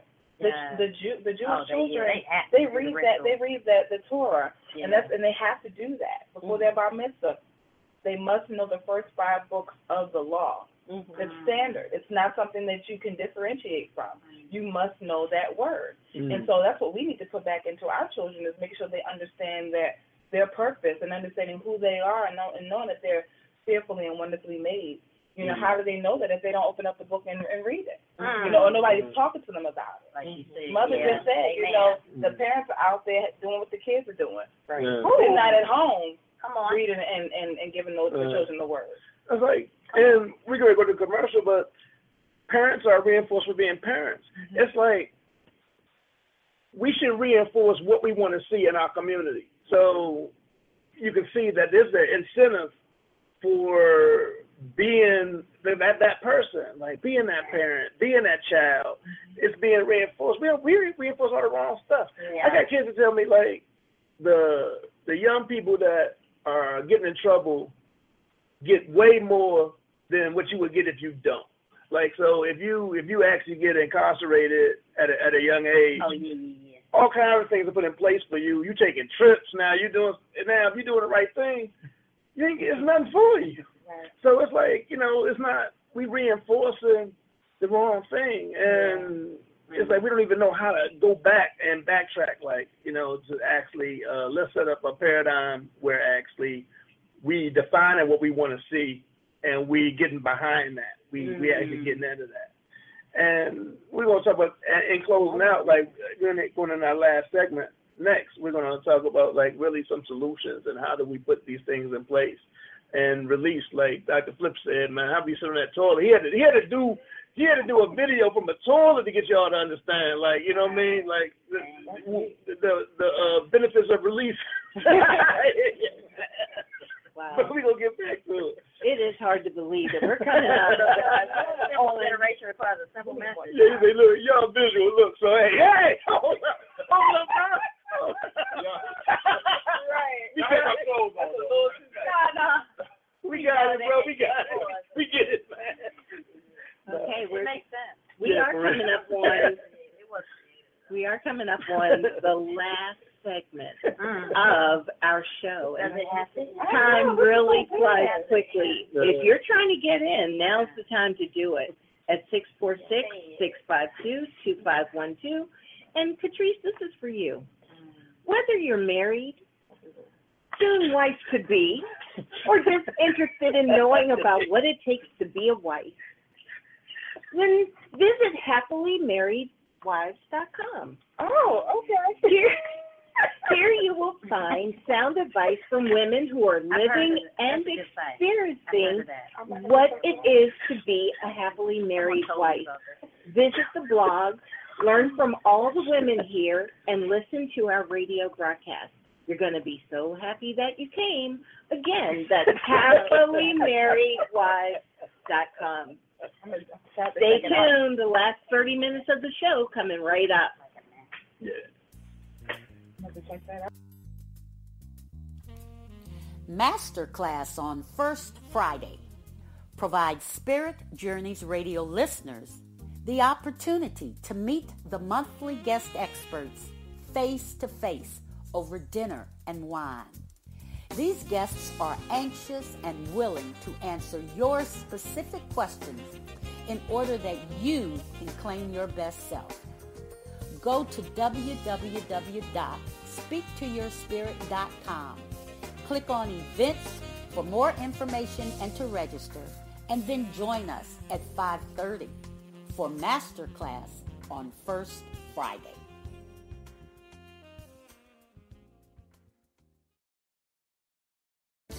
If you were designing the perfect dating site, what would you include? A private voice or video chat room? A private photo gallery and profile area? How about matches based on similar interests? And to keep it special, you could add profile blocking, no third-party intervention, spam protection, and even monthly drawings for great prizes, and more. That's exactly what you'll find at milesapart.dating. Visit milesapart.dating today and get a free 1-year membership while they last. That's milesapart.dating. Brought to you by On the May We Help You Radio Network. Only on the May We Help You Radio Network. Only on the May We Help You Radio Network. Only on the May We Help You Radio Network. Only on the May We Help You Radio Network. Only on May We Help You Radio Network. So on the May We Help You Radio Network. MWHY Radio Network. May We Help You Radio. On the May We Help You Radio Network. Only on the May We Help You Radio Broadcast Network, the network that helps you. All right, and welcome back to the last segment of Realize with Dr. Bruce and Ronnie on the May We Help You Radio Network. Our number here at the studio is 646-652-2512. Press 1 to speak to anyone in our studio. Tonight we're talking about purpose is to vision as life is to living. Without purpose, there is no vision, and without vision, the people perish. So, also in our chat room, we had Reverend Dr. Gail Fisher Stewart to come back on, and she was basically agreeing with my mother-in-law, Sister Karan, and she was saying that we have the tendency to focus on going to church as opposed to being the church, as in Acts 2, where they contributed all they had, held it in common, and shared it with others as they had need. Making sure that others had what they needed and showing love was the hallmark of the early church. Amen. I guess that's a real good segue into kind of our last piece, and as we start to look at some solutions or ways to start a process of transformation, moving to vision and purpose. But the idea of what that scripture speaks to is collectivism versus individualism. And things have become very, very individualistic now, like in thought, like people are looking from a perspective of how do I benefit, and it's not how does the community benefit. Mm-hmm. And we all can benefit if we could look at it that way. As a black community, man, it's hard to even find brothers and sisters to go into business with because we can't even trust the idea that we can actually do something together. And I'm seeing black businesses perish. And like Katrina said, I'm glad that the parish piece, we can take that energy and rebuild a movement, but in the extension of all communities, you normally see businesses, you see schools. Like now, if you look at some of our low-income communities, you don't see any black businesses. The only business is drug gang. That ends up being the business in the communities, and you don't see it because it's criminal on other pieces. So, and looking at how do we shift the culture, like now, the cultural norm is something outside of what we want to see for our children. Our children are being indoctrinated into a piece that their birthrights are for something else because people have died and sacrificed through the historical line. They're not supposed to be in poverty. We should not have really children in poverty right now. Too many people have done too much. So the idea that we, even the homelessness. How we move to the point that we allow, and there's some like cousins and brothers and sisters. Right. How do we become thinking about that? Right. So we want to talk about some first steps, that we can take as a community to put some things in place to lead to something else. And we want to also commit to staying connected and building on this energy and getting like minds, like hearts, like spirits connected. Because it takes that, that's what challenges the logic models that are current now and being used as evidence-based practices. This has to become an evidence-based practice. This piece, you know what I mean? Yeah. So where do we start? Where do we start? I think one of the things that I've noticed about our people, we're very fearful. We're fearful of checking our credit. We're fearful of trying to buy a car. We're fearful of stepping outside of our comfort zone. And I we were having lunch one day, and this gentleman was trying to talk to my sister. And we were just all sitting around having a conversation, and he says, well, I have a nonprofit, and I help gentlemen that are coming out of prison to start a business. And it's in the Fort Washington area. I had to ask her what it's information for you all. Yeah. And he said some of the brothers don't even realize they have a perfect credit score. They don't even realize that their credit score is A1, and they can go and buy the world if they want to, because they never check it. Because if they go to prison at the age of 17, you come out at 25, you still have an A1 credit score. You don't have anything on your credit. So it's about that financial management piece of educating the community and saying, hey, I understand that it's hard. I know you might be a little afraid of taking this next step, but something as small as checking your credit score to see what you qualify for would be able to open up a door of a world of possibilities. Something that small. So let's stop right there for a second. Sure. So the first step, even if you've been incarcerated for a period of time, there may be some assets that you're not even aware of. Like, That's right. You don't have bad credit. you haven't even started, so actually you may be better off than a lot of brothers. Oh, yeah. You know, I they mean, come out at 25. not even know. They come out at 25 and they can own their own business. You know? But they don't realize that because the system or the way that we have our mentality and the fear says, well, we have to struggle. I wrote down some notes while Purified Love was talking. We teach our children survival skills but not life skills. We don't teach them how to live life. We teach them how to survive. That's what we were taught. So we teach them what we were taught. We don't teach them how to actually go about this life and live it the right way and try to be successful. So that's the white man's business, not the black man's business. We shouldn't strive for that. If you are successful, you go get an education. You're an Uncle Tom. You're a sellout. Right. But so that's what we're taught. Right? Okay. So we're not taught to go out and to strive for greater or to be a professional or to be a counselor or a therapist and have your own consulting business, to be a teacher and educator. Yeah. We don't teach our children that. We teach them survive. This is what you have to do. You need to put food on the table. You got to go to school, do your homework, graduate, do whatever you want to do. We're not taught to succeed. Okay. So we'll say as a first step, number one, let's call it individual, family, and community strengths assessment. We always talk about needs assessment. We always do on needs, but not strengths. So, right, mapping our assets, number one. That's one thing we can do. We can start with our strengths and work out from there versus start with our weaknesses. I think it also touches the second piece that you were talking about as far as being taught to survive versus to thrive. Yeah. So it's like, really surviving is reactionary because trauma is expected, it's the norm. So we're going to teach you how to survive and cope with the trauma in these different, somewhat malignant ways versus we're not even thinking thrive.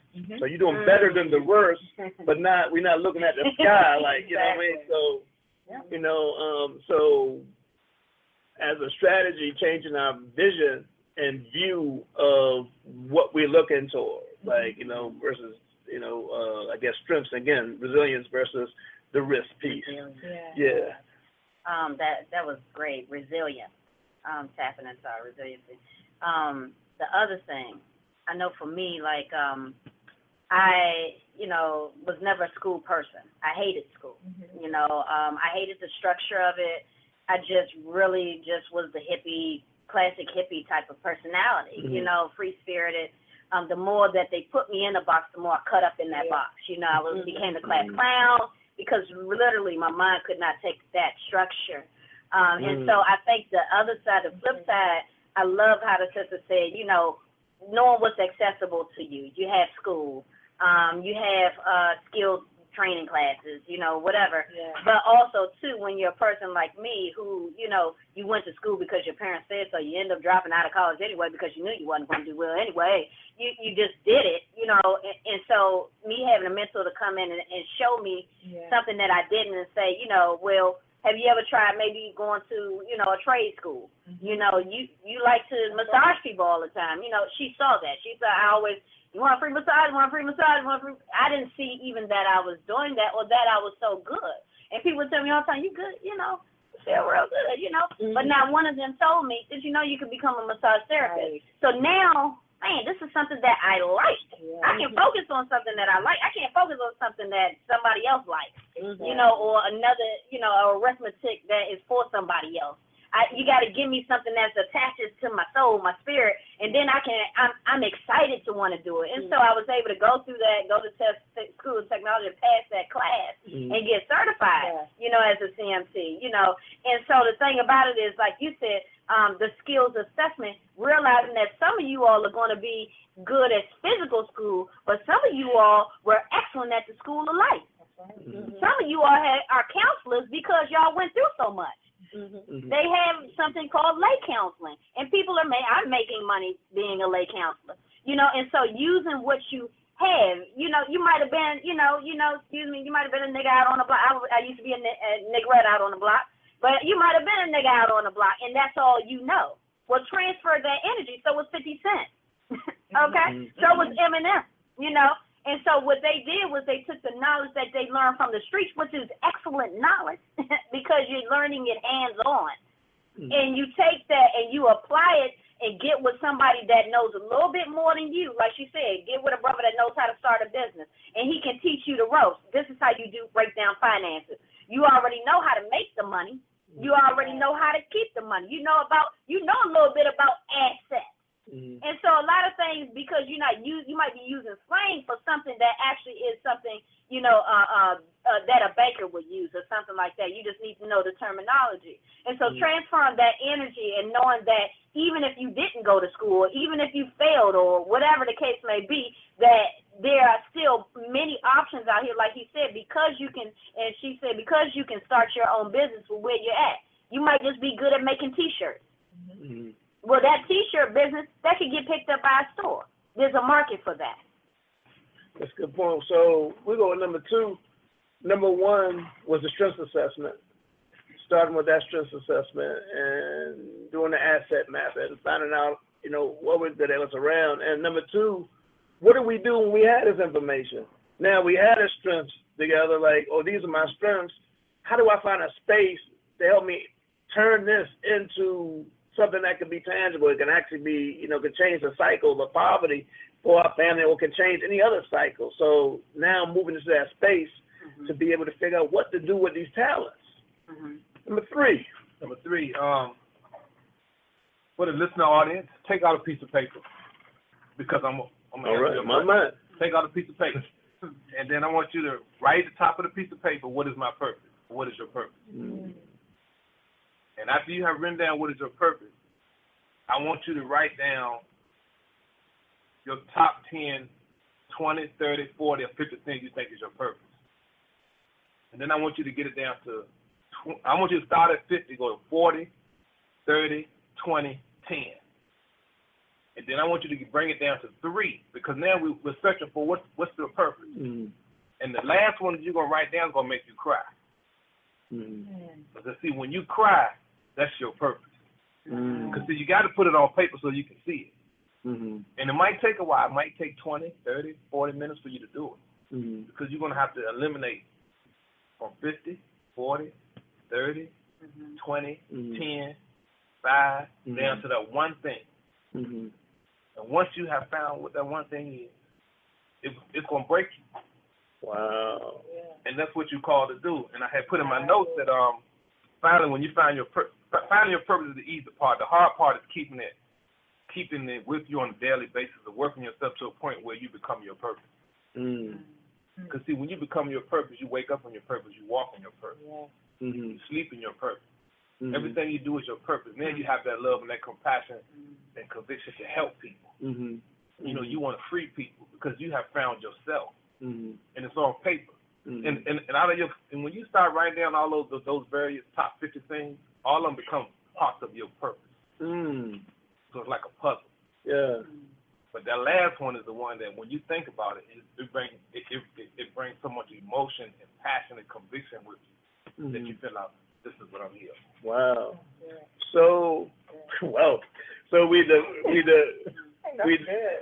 identify and develop our strengths and assets.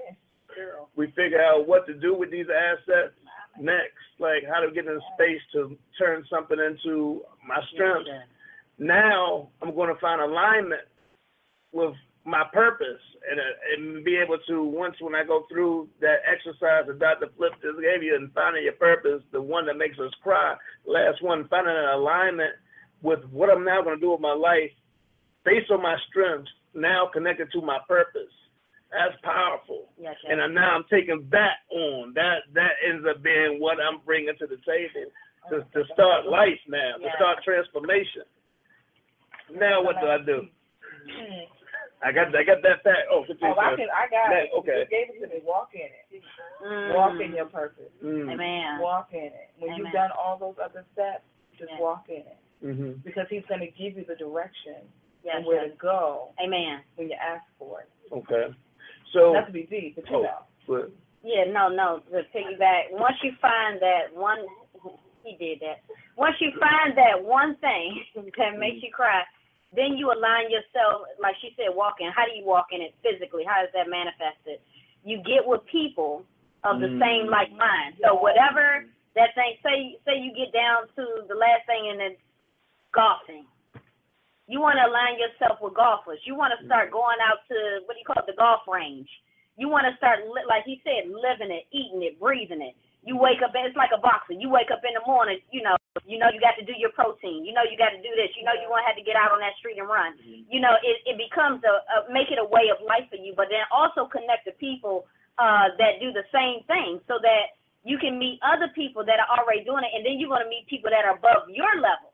Mm-hmm. And some of those people, you begin to network. Yeah. And I know you know a lot about that, sister. Absolutely. What is the name of your business again? CD Professional Services. CD Professional Services. CD Professional Services. And so you want to network with people, and you may be out playing golf with somebody. And they say, and you start telling them your ideas, and they say, man, you need to trademark that. Or you need to copyright that. All right. And then they may want to invest in you. Mm-hmm. And say you don't have a person that, what they call an angel investor. If you don't have an investor, then you get you a part-time gig. It could be anywhere. It could be, I got my Chuck E. Cheese, so it could be Chuck E. Cheese. And you make that money, and then you take that money and you invest it back in your business. Okay? So you start getting that idea off the ground, and it doesn't stay in your mind. It comes out your mind, and it grows legs and begins to walk. Okay. So we've done a strength assessment. We've done asset mapping. We figured out that the things around us, the things that we have as assets to bring to the table. We've gotten a space to figure out things that I can do with that to actually where it can turn into something that can change my life. We've tapped into a strategy of finding the purpose and that last thing that makes us cry, that's going to be like who we actually are, what we're supposed to be doing on this planet, attaching that to the strengths. Now we're moving to space where we're not even going to walk in it. And to walk in it, we had to get with people and new friendships, new friends and stuff that are in alignment with those different people. So now, I'm connected now. The energy's building up now, and I'm starting to look like who I say I am. Now what do we do? All right. Well, we going all the way up. All the way up. All the way up. Oh yeah. Well, the thing I'm thinking about. That's what start me. Yes, you better say that there. I was just thinking about, you have to remain relevant and current. So you have to study the show thyself approved. So you've got to put in the work. It doesn't stop when you get that trademark, when you get that copyright. You got to constantly reinvent yourself and to stay on top of your game. And that's the only way you're going to be relevant and people will have faith in you. And invest in you. That's good. So next, remain relevant. Remain relevant, and that's by working and staying current with what's going on. And the only thing I actually add, that I want to add to that this continuum is that you're going to be attacked. You're going to be attacked, and know that most of the time when you're attacked, it's right before something great is going to happen. Your blessing is right behind the attack. If you can stay in and you take a tree, walk in it. If you can walk in it to the extent that you can actually experience the attack and understand that your blessing is right behind it, and really, because it's going to be times that it's not going to make any sense to you. Sometimes success is lonely. Sometimes it's lonely. It's lonely. But the higher you go up, I think the more lonelier it becomes. Yeah. And that's only because it has to be. When you meet millionaires, they don't have a lot of friends, and the reason being is, like you said, number one, trust. People will latch on to you when they see that you're going somewhere. They may not like the fact that you're going higher than them, so they're going to find a way to keep you, at ground level. And so you have to protect that vision. Well, it's like anything else. It's like if it was that easy, everybody would be doing it. So, amen. You've got to stay in the struggle, and it will be a struggle. Stay in the struggle. That's it right there. Yeah, we was born crying. What we think it's going to end. That's true. But you know what? I'm looking at the time, and I'm telling you, I don't know where the time went. But we're going to allow each one of you to have a minute. to wrap up, if you want to tell people how to contact you, or if there's anything else that you'd like to say about the show tonight, feel free, but we only have about a minute each person. So I'm going to start with you, Sister Purify Love. Okay. My name is Purify Love. I can be reached at Words Purify, WORDSPURIFY 27 on Twitter, Purify Love on Instagram, Purify Love on Facebook, or you can Google me, Purify Love, in the Purify Love movement. All right. Yes, yes. Thank you so much for being here. Dr. Flip. You can find me on boysoffthehook.com, and you can follow me on all social media outlets from boysoffthehook.com. Check out my YouTube page, Dr. Clay, and I'm leaving you with these words. Meditation over medication equals elevation. All right. Man. And Sister Catrice. You can reach me on Periscope, which is my main platform. My name on Periscope is Classy Bodiqua.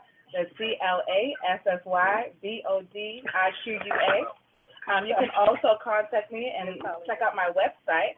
It's www.catricedowns.com. That's CATRICEDOWNS.com. That's how you reach me. Or you can email me at hitmeup@catricedowns.com. That's how you can reach me. And it's been a pleasure being here. Thank you so much. Thank you so much for your energy. Thank you all. Dr. Bruce, how would you like to wrap up the show, sir? I just, I want to thank all of you. Thank you. And I think Thank you. these kind of, this kind of discourse is so needed in our community, because we have to deconstruct some things that are not working for us and reconstruct another structure. And we can't just build on top of a veneer, because it's going to crumble. And we need real wood at the foundation of it.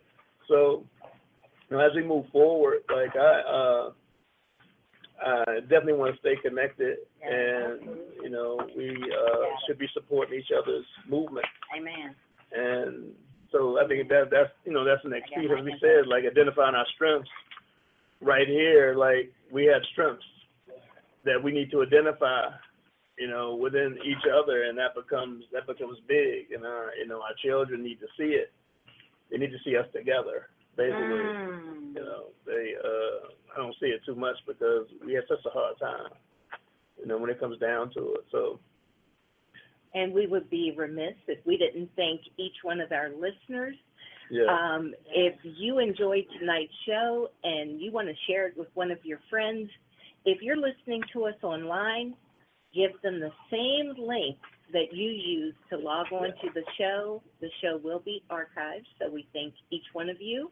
And we definitely want to thank our beautiful, wonderful, most elegant producers, Letitia M. Thank you. You always do a wonderful job. And we're going to let Sister Purify Love close us out with some spoken words. We want to say thank you to each one of you, and God bless. Did you want to say?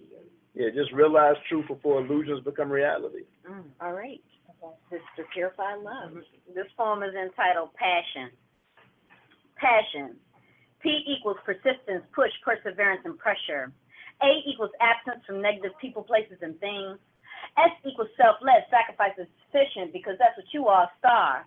But it doesn't happen without S equals sacrifice and savings minus a steady income. I equals I, meaning yourself, because no one will believe in your dream more than you. And because sometimes no one else is left, and the only one who believes in you is you. O equals outrageous, stunts pulled by people around you who want to be you, including family who want to bring you down, demolish your reputation, and take you out. N equals now. Move on it now. Be in the now. Whatever's the noun. Nanny, none, narrator, note taker, notary, novel writer, nugget digger, national politician, Neptune explorer, Nefertiti historian, non-abortionist activist, negativity healer, near-death expert, Nike tester, Nissan factory worker, non-abolitionist, non-judgmentalist, and nice person. This is your passion. What you haven't found in this list, create. Cultivate the evidence of your life. Your passion is that thing that you do with ease. It's that thing that you would do without thinking twice. It's that thing that you would do without being paid or offered a high price. This is your life passion. All right. Awesome. All right. Good night, everybody. All right. Thank you for tuning in. So awesome. God bless.